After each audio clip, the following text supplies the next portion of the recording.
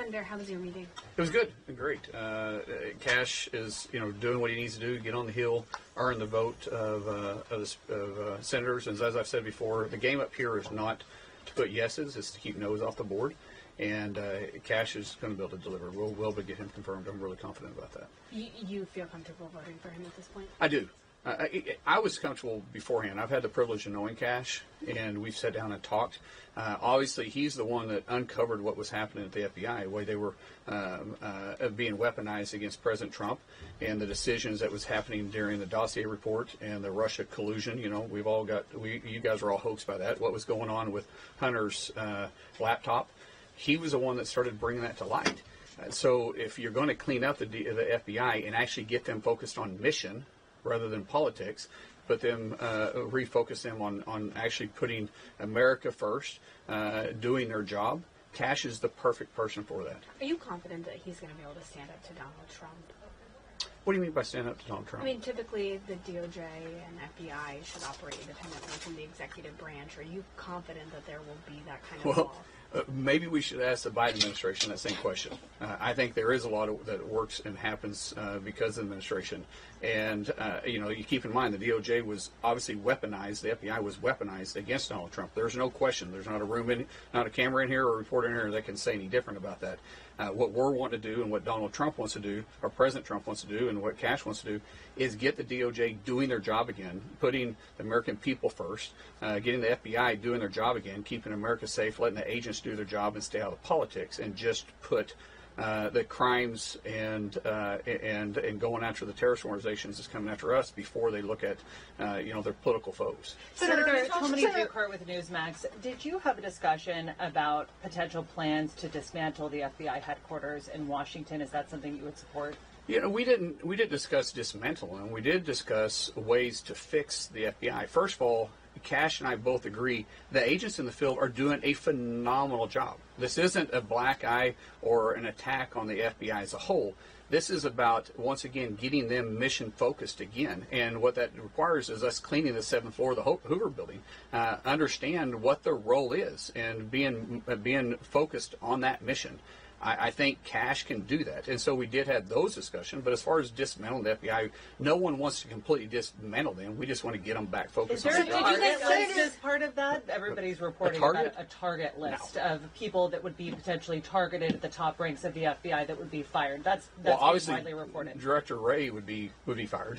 I mean, that's obvious. But as far as a list of people, no. And I don't think anybody can actually do that. From somebody that used to buy a bunch of companies and try to get them turned around and get them profitable again.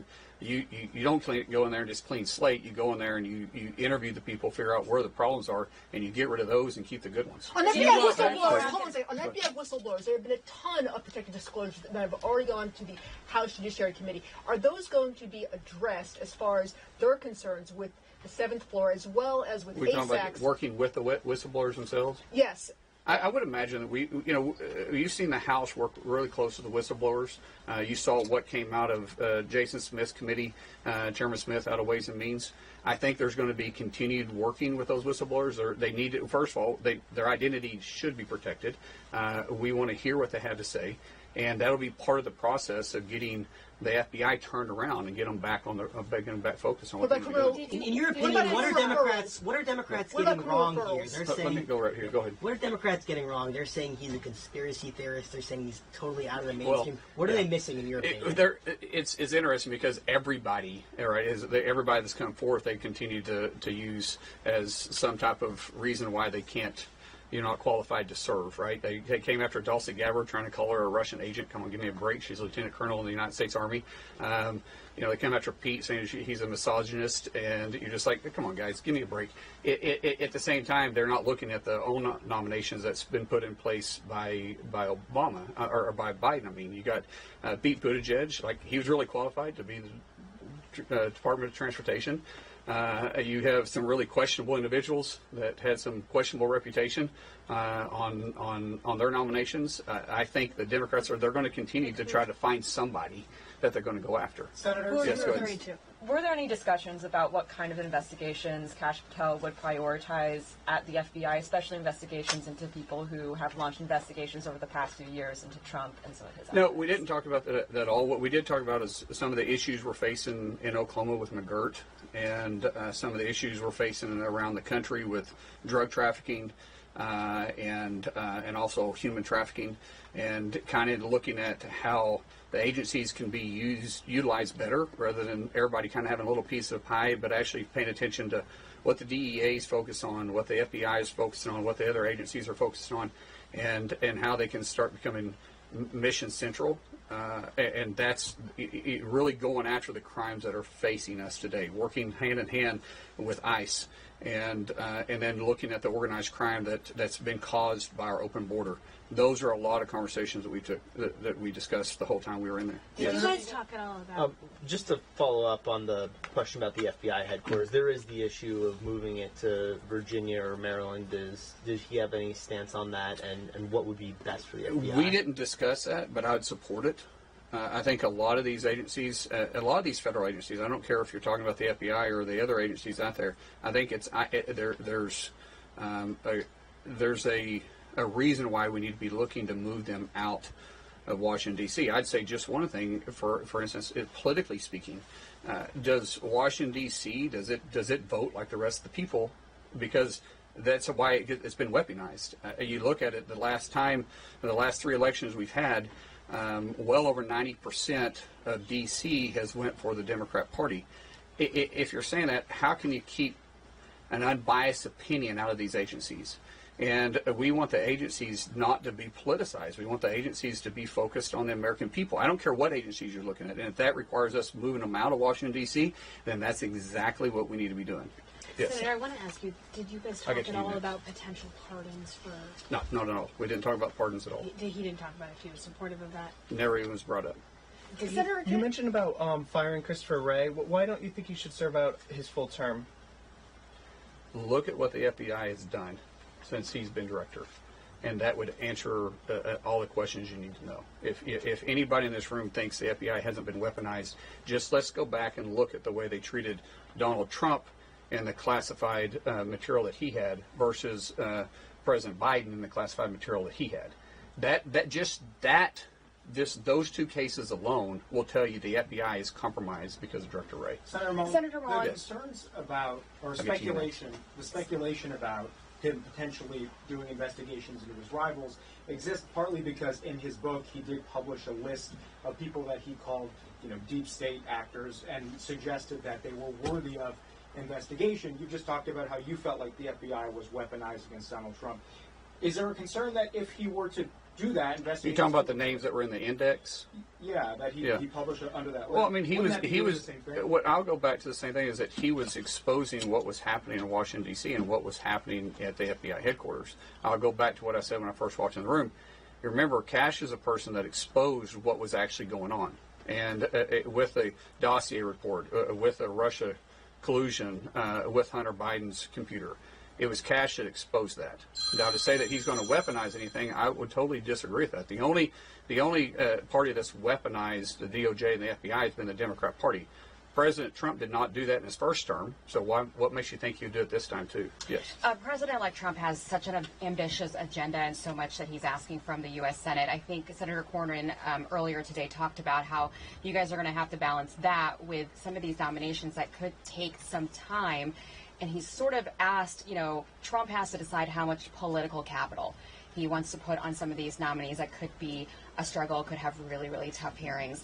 I mean, are you thinking about that? Like, some of them, these hearings could go on, the FBI investigations could go on and on and on. How much political capital do you want to spend on some of these folks? I don't think the FBI investigation will go on very long. They're going to do the background check and report back to us. Then we can go through the process pretty quick. As far as the political capital, the only one I was concerned about the president spending political capital on was Matt Gaetz. He's no longer in the picture, right? So Pam's going to go through just fine. Kash is going to go through just fine. Tulsi.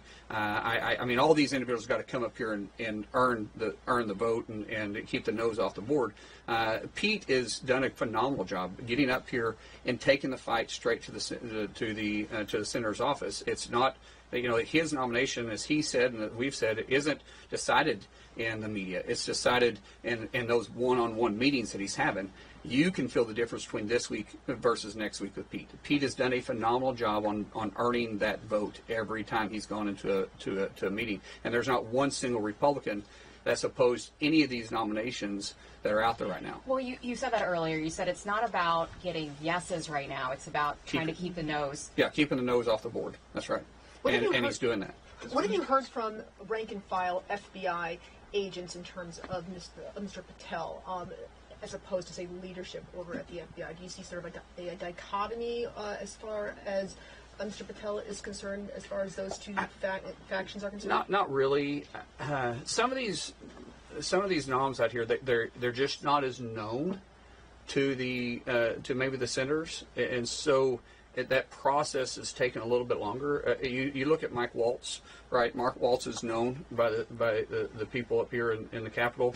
You look at Marco Rubio, that he's known up here, and there's no issue really going on there. It's these individuals they're just not as, the senators just, we're not as familiar with them.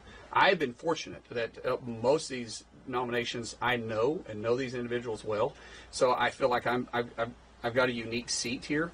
But the rest of it is just that process. We take oversight very, very serious in the Senate. If there's one thing that we actually do well, it's the oversight side of it.